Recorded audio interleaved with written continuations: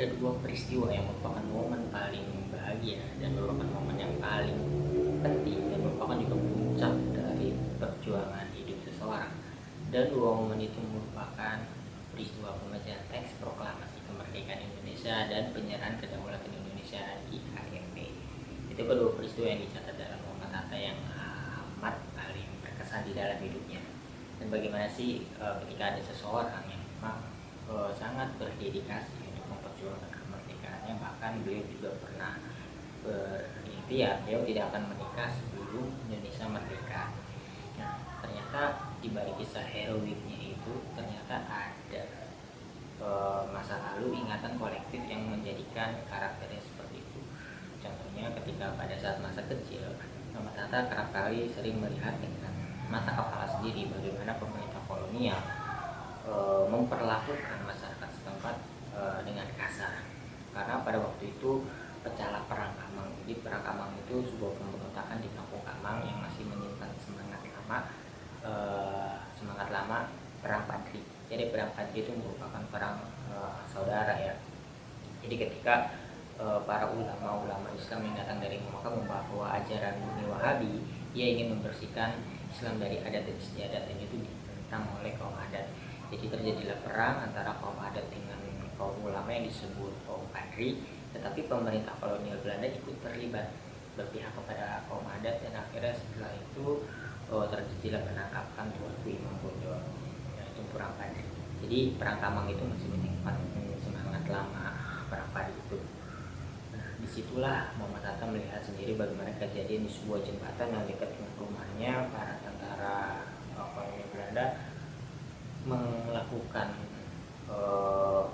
penyeradapan, melakukan penggeledahan, kemudian ditodong, kemudian dilakukan hal yang sewenang-wenang dan tidak wajar, sehingga dalam hati Hatta kecil itu berkata, wah Belanda ini jahat. Bahkan beliau juga melihat sendiri bagaimana menyaksikan sendiri sahabat kakeknya ditangkap karena dengan alasan tertuduh terlibat dalam pemberontakan tersebut, padahal sama sekali tidak terlibat. Jadi peristiwa itu hanya proses politik balas dendam dari asisten residen, karena sahabat kakeknya itu kerap kali melakukan kritik terhadap pemerintah kolonial. Akhirnya dia ditangkap dengan tuduhan terlibat dalam pemberontakan. Nah, dengan hal itu Muhammad Hatta kecil juga dia hidup dalam suatu adat Minangkabau dan juga keturunan dari ulama besar Syekh Ulama Batu Kampar. Beliau sudah dididik dan diajarkan agama Islam. Bahkan kedua orang tuanya pun sepakat ketika Hatta lulus sekolah rakyat, ia akan diberangkatkan ke Kairo. Dia akan dibawa ke Mekah untuk melanjutkan pendidikannya di Kairo. Karena begitu ingin masuk sekolah rakyat, karena umurnya belum cukup, ia tidak diterima. Karena kakeknya ingin segera bersekolah, akhirnya ia terpaksa disekolahkan di sekolah swasta Belanda. Dan inilah bermula awal dari bagaimana Hatta melanjutkan pendidikannya di pendidikan Belanda hingga kuliah sekolah tinggi di Rotterdam. Dan akhirnya dia setelah lulus sekolah rakyat, dia disekolahkan di Mulo di Padang setingkat SMP. Nah, di Padang inilah sudah mulai mengenal organisasi. Ia masuk dalam organisasi Jong Sumatera Bon.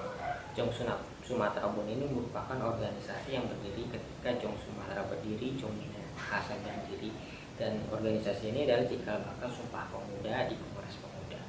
Jadi sebelum menjadi satu menjadi Sumpah Pemuda, Muhammad Hatta sudah giat untuk melakukan organisasi di Jong Sumatera Bon.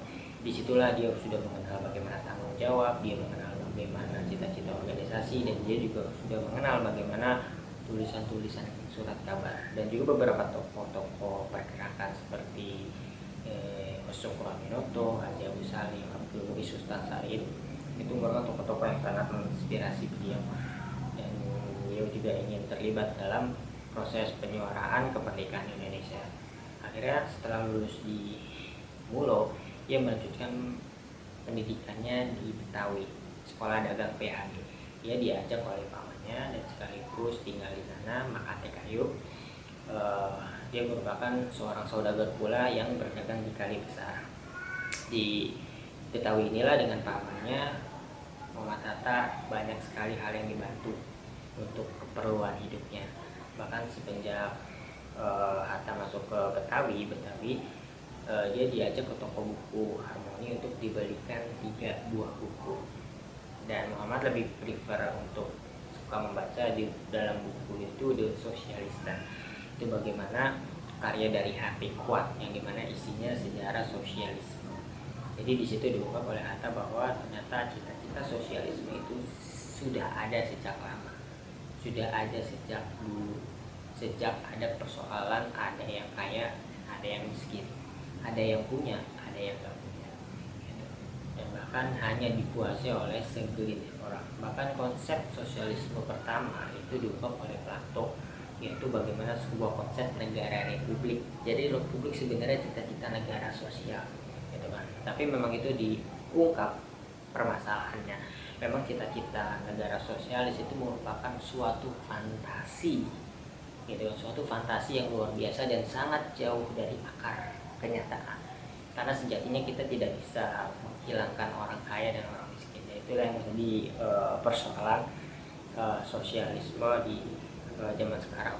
Masih banyak sekali jurang antara yang kaya dan yang miskin. Dan di Betawi pula ia juga aktif di dalam John Sumatra Award organisasi. Namun sekarang dia lebih ke pusat.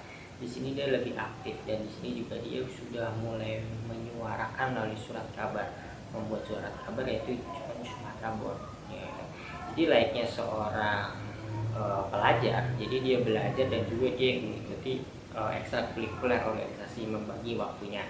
Dia ikut kumpulan, dia ikut rapat. Namun bedanya organisasi pada masa itu mereka mempunyai visi yang jelas, ikut membantu menyuarakan kemerdekaan Indonesia.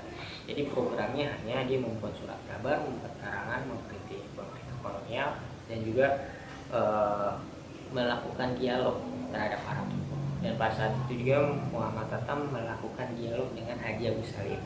Pada saat itu Haji Agus Salim masih berusia 30 tahun, dan itu Bung Hatta melakukan dialog pada dia, dan banyak perbincangan, dan salah satunya menyinggung soal tentang Sarekat Islam Merah. Jadi memang Sarekat Islam Merah itu pecah dan cikal bakal menjadi PKI, dan itu dijelaskan oleh Haji Agus Salim. Sebenarnya Nabi Muhammad telah membawa nilai-nilai sosialisme jauh sebelum Karl Marx dijelaskan, karena di situ mengandung nilai kesetaraan. Namun sayangnya para ulama Islam dia terlalu fokus pada ibadah dan fikih sehingga melupakan nilai-nilai sosial kemasyarakatan, dan hal itulah yang sedang digagas oleh Bos Cokro Amin, ya, karena dia membawa nilai Islam dan sosialisme. Nah, berhenti di situ obrolan akhirnya itu juga menjadikan inspirasi Muhammad Hatta untuk terus berkeyakinan bahwa Islam juga mengandung nilai sosialisme. Jadi dia tidak perlu menjadi PKI ataupun dia tidak perlu menjadi komunis untuk menyuarakan sosialisme.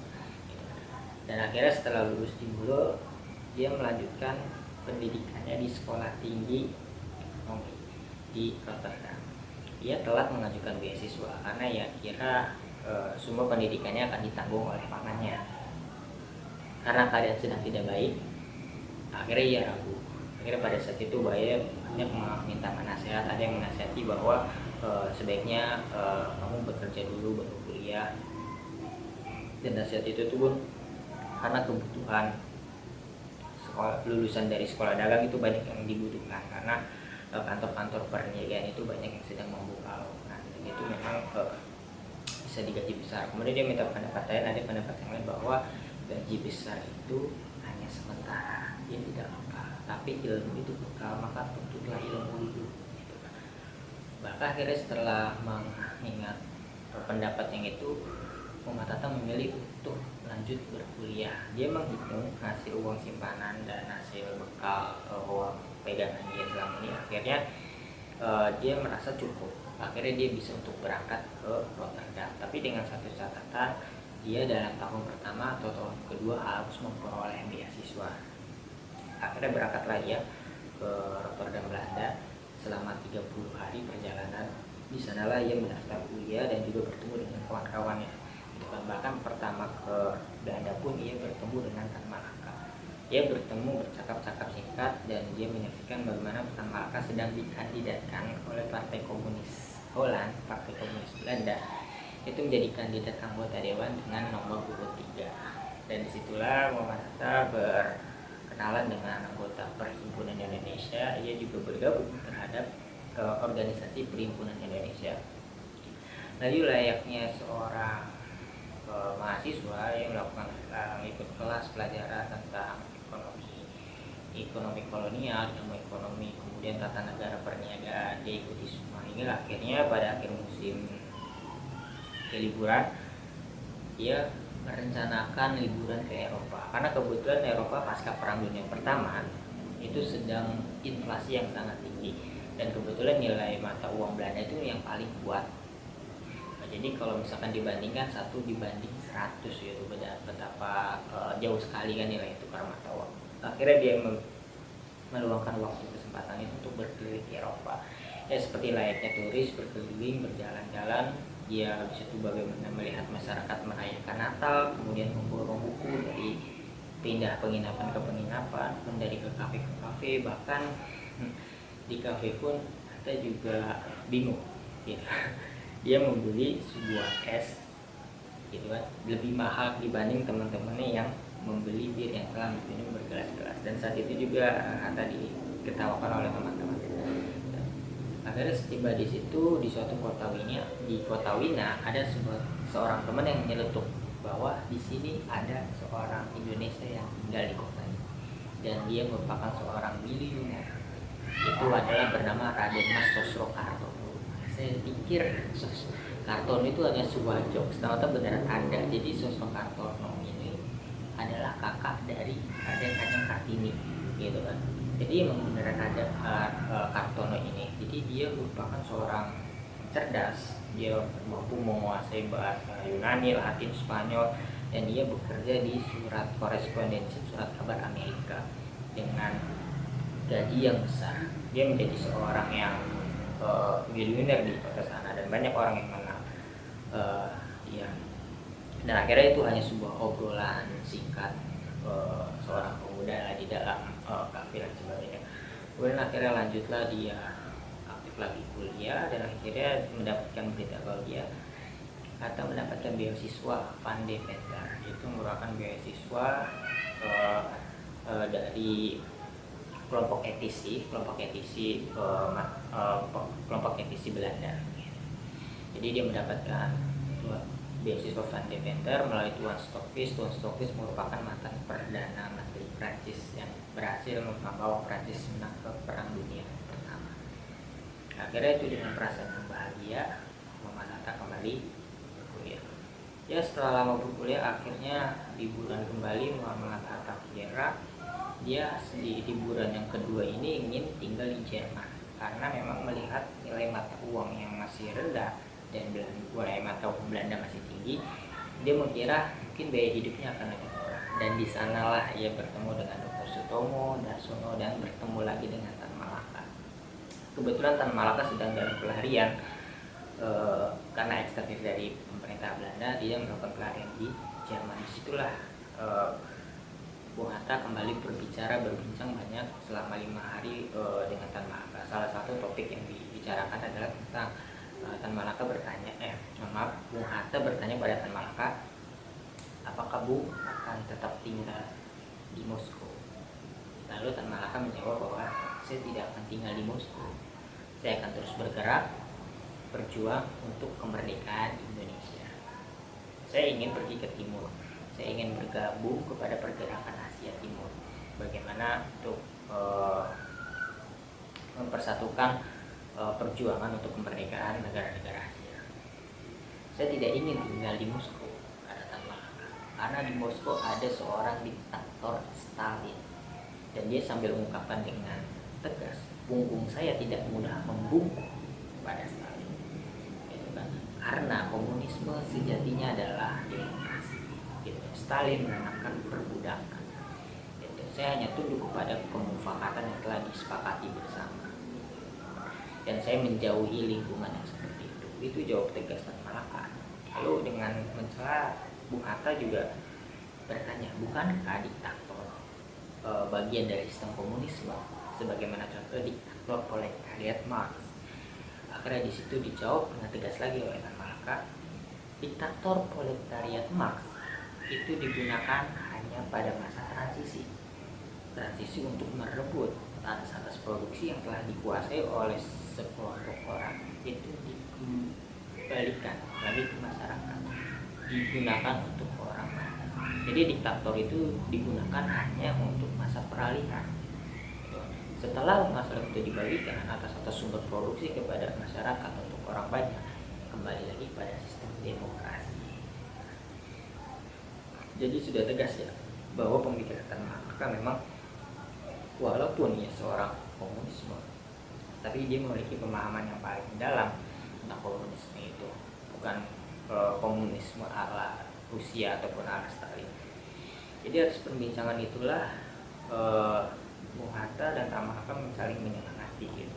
Dan setahu itu Bung Hatta melihat Tan Malaka menuju ke Filipina, dan setelah itu gak lama setelah itu akhirnya terbitlah majalah Dentar Republik menuju Republik Indonesia yang terkenal. Setelah bertemu dengan Tan Malaka, akhirnya kembali lagi ke Belanda, dan seperti biasa melakukan aktivitas kuliah seperti biasanya. Ia tetap melakukan kritik terhadap pemerintah Hindia Belanda dalam majalah Perhimpunan Indonesia. Dan karena ia terlalu aktif dalam organisasi, ia sampai gagal dalam ujian. Jadi ia sebenarnya Muhammad Hatta tuh gagal dalam ujian. Akhirnya dia merasa sedih pada saat itu. Akhirnya dan dia juga bingung terhadap beasiswa yang diperolehnya, kemungkinan tidak akan dapat lagi. Akhirnya di situ dia mengambil beasiswa, mencari beasiswa yang itu beasiswanya akan diangsur ketika ia setelah lulus. Jadi semacam pinjaman, beasiswa pinjaman. Jadi ketika lulus dan sudah menjabat jabatan di Hindia Belanda, ia akan mengasuh setiap bulan. Akhirnya ia mendapatkan beasiswa itu tersebut. Dan akhirnya itu tidak mengganggu dan tidak menghentikan aktivitas politiknya Muhammad Hatta. Justru ia semakin aktif terlibat proses politik, dan apalagi ia menjadi ketua Perhimpunan Indonesia. Ia lalu melakukan gebrakan dalam proses organisasinya itu dengan membuat majalah Indonesia Merdeka. Semakin aktif semakin liar, dan akhirnya di itu juga menjadi reaksi ya pada pemerintah Belanda, mengecapnya sebagai semangat jahat. Makanya di situ dia melakukan konsolidasi di dalam internal Perhimpunan Indonesia yang melebarkan sayapnya dengan mengikuti aksi-aksi kongres-kongres internasional gitu. Ada 3 kongres yang diikuti, yaitu kongres di Prancis, di Jerman, dan di Swiss gitu. Jadi kongres-kongres itu selalu membawakan nama Indonesia, memperkenalkan nama Indonesia, dan pada saat itu yang masih terkenal adalah sebutan Hindia Belanda. Muhammad Hatta membawa nama Indonesia dan menyebutkan pergerakan kemerdekaan Indonesia. Dan selain itu juga pergerakan di internasional, Perhimpunan Indonesia di bawah ketuanya oleh Bung Hatta, ia melakukan hubungan dengan pergerakan nasional di dalam negeri. Sebagai contoh, Bung Hatta merangkul PKI. Pada saat itu PKI pasca pemberontakan 1928, Bung Hatta mencoba untuk bertemu dengan Sumarno. Dan itu juga Bung Hatta menanyakan, dikira pemberontakan PKI itu merupakan tanggung jawab Moskow. Ternyata ketika Sumarno datang dan menjelaskan, ternyata memang Moskow pun tidak setuju dengan cita-cita pemberontakan PKI itu, sama sekali tidak setuju. Dan cita-cita pemberontakan itu dibahas pada rapat Prambanan, dan di situ juga ada Tan Malaka juga tidak setuju dan menolak, gitu kan, karena tidak ada alasan objektif untuk melaksanakan pemberontakan pada saat itu. Bahkan Alimin dan Musso diutus untuk menghadap ke Stalin dan meminta izin, gitu kan. Akhirnya ketika bertemu dengan Stalin justru dimarahi oleh Stalin dengan menyebut kau gila, gitu. Pulang ke Indonesia, batalkan semua rencana pemberontakan itu. Dan akhirnya Musso dan Alimin pulang, namun tidak mudah menyeludup perjalanan dari Indonesia ke Moskow kemudian ke Indonesia lagi, gitu kan. Bahkan ketika Musa dan Halim pun tiba di Singapura, namun pemberontakan sudah pecah. Akhirnya tidak bisa dihalau lagi gitu. Akhirnya pemberontakan itu digagalkan oleh Hindia Belanda, PKI dibubarkan, semua pemimpin-pemimpinnya ditangkap dan dibuang.